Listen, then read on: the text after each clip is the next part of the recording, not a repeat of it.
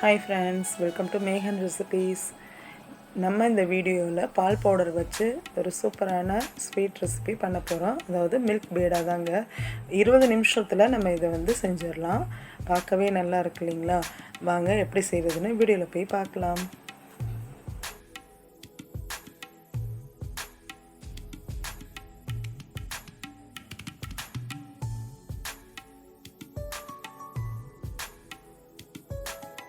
முதல் 4 table spoon நெய் வந்து சேர்த்துக்கிறேன். அதாவது 50 ml கிட்ட சேர்த்துக்கோங்க. அரை கப்பு வந்து பால் 125 ml நான் மெஷரிங் கப் வந்து எடுத்திருக்கேன். அதே மாதிரி 125 ml சர்க்கரை, அரை கப்பு சர்க்கரை.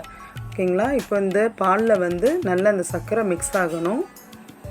காய்ச்சாத பால், தண்ணி சேர்க்காத திக்கான பால் எடுத்துக்கோங்க.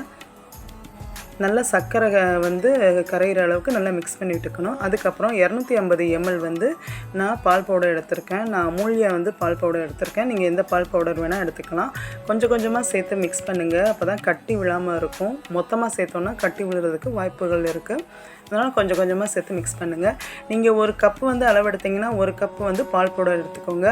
அதே கப்பில் அரை கப்பு சர்க்கரையும் அரை கப்பு பாலும் வந்து சேர்த்துக்கணும். அவ்வளோதான். 50 ml நெய் எவ்வளோ சேர்க்குறோமோ அந்தளவுக்கு டேஸ்ட் ரொம்ப நல்லாயிருக்கும், ஒட்டாமலும் வரும். ஓகேங்களா?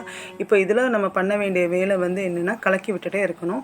இதில் கொஞ்சம் ஏலக்காய் தூள் வந்து நான் சேர்த்துக்கிறேன். இது வந்து கை விடாமல் நல்லா கலந்து விட்டுட்டே இருக்கணும். லோ டு மீடியம் ஃப்ளேமில் வச்சுக்கோங்க. அப்போ தான் வந்து அது வந்து கலர் சேஞ்ச் ஆகாமல் இருக்கும். அதனால் நம்ம வந்து மீடியம் ஃப்ளேமில் வச்சு நீங்கள் வந்து இதை வந்து கலக்கி விட்டுட்டே இருக்கணும்.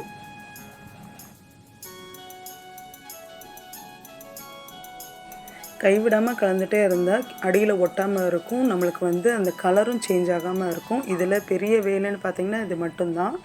வேறு எந்த ரொம்ப கம்மியான பொருள் தான் இதில் சேர்த்துருக்கோம். ஸோ ஒரு 1/4 கிலோ மில்க் பவுடர் வந்து இருந்ததுன்னா நம்ம ஈஸியாக இந்த பேடா வந்து டக்குன்னு வந்து செஞ்சிடலாம். ஒரு 20 நிமிஷம் ஆச்சு எனக்கு இது வந்து கெட்டி ஆகுறதுக்கு. இந்த மாதிரி வந்து சுருண்டு வரணும். அதாவது இந்த பேனில் ஒட்டாமல் வரணும். அந்த மாதிரி வரும்போது நம்ம வந்து ஃப்ளேமை ஆஃப் பண்ணிக்கலாம்.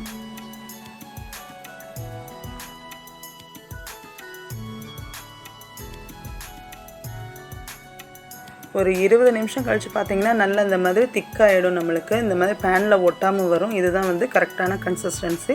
ஸோ நம்ம இதை ஆஃப் பண்ணிக்கலாம். நான் ஒரு பவுலில் வந்து நெய் தடவி வச்சுருக்கேன். அப்போ தான் ஒட்டாமல் இருக்கும் நம்ம எடுக்கும்போது. ஸோ இதில் வந்து நம்ம இதில் மாற்றிக்கலாம். இதில் மாற்றிட்டு இதை வந்து ஆற விடணும். இதை ஃப்ரிட்ஜில் கூட வச்சு நம்ம ஆற விடலாம். இல்லைன்னா வெளியிலேயே வந்து ஒரு அரை மணி நேரம் வச்சிங்கன்னா நல்லா வந்து ஆறி போயிடும். அதுக்கப்புறம் நம்மளுக்கு வேண்டிய சைஸில் நம்ம வந்து இதை வந்து பிடிச்சிக்கலாம், பேடா வந்து பண்ணிக்கலாம். ஓகேங்களா? இல்லைன்னா நம்ம வந்து ஒரு ட்ரேயில் வந்து நம்ம இதை செட் பண்ணிவிட்டு அந்த மாதிரி கட் பண்ணியும் நம்ம வந்து இதை வந்து சாப்பிட்டுக்கலாம். நம்மளுக்கு என்ன விருப்பமோ அந்த மாதிரி பண்ணிக்கலாம். நான் வந்து ரவுண்ட் ஷேப் தான் பிடிக்க போகிறேன். பாருங்கள், இந்த மாதிரி கையில் வந்து நெய் அப்ளை பண்ணிவிட்டு பண்ணுங்கள். அப்போ தான் ஒட்டாமல் வரும். இல்லைன்னா கொஞ்சம் பிசு பிசுன்னு ஒட்ட தான் செய்யும். ஸோ நல்லா நெய் அப்ளை பண்ணிவிட்டு பண்ணுங்கள். இந்த மாதிரி நல்ல ரவுண்ட் ஷேப்பில் வந்து நான் பிடிச்சிக்கிறேன். இதில் சென்டரில் வந்து ஒரு பிஸ்தா வந்து நான் வந்து வச்சுக்கிறேன் டெக்கரேஷனுக்காக. ஓகேங்களா? அவ்வளோதான். சூப்பரான பால் பேடா வந்து ரெடியாக இருக்குது. இப்போது இந்த மாதிரி சிலிண்டர் டைப்லேயும் வந்து நான் பிடிச்சிக்கிறேன். பாருங்கள். ஸோ நம்மளுக்கு வேண்டிய சைஸில் நம்ம பிடிச்சிக்கலாம்.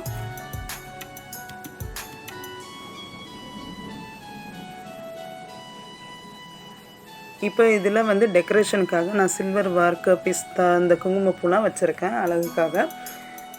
ஸோ அவ்வளோதான், நம்மளோட ஈஸியான பேடா வந்து ரெடி ஆகிடுச்சு. என்னுடைய குக்கிங் ஸ்டைல் உங்களுக்கு பிடிச்சிருந்ததுன்னா முதல் டைம் என்னுடைய சேனல் பார்க்குறீங்கன்னா மறக்காமல் சப்ஸ்கிரைப் பண்ணி வச்சுக்கோங்க. இது மாதிரி ஈஸியான ரெசிபிஸ் நிறைய நம்ம சேனலில் இருக்குது.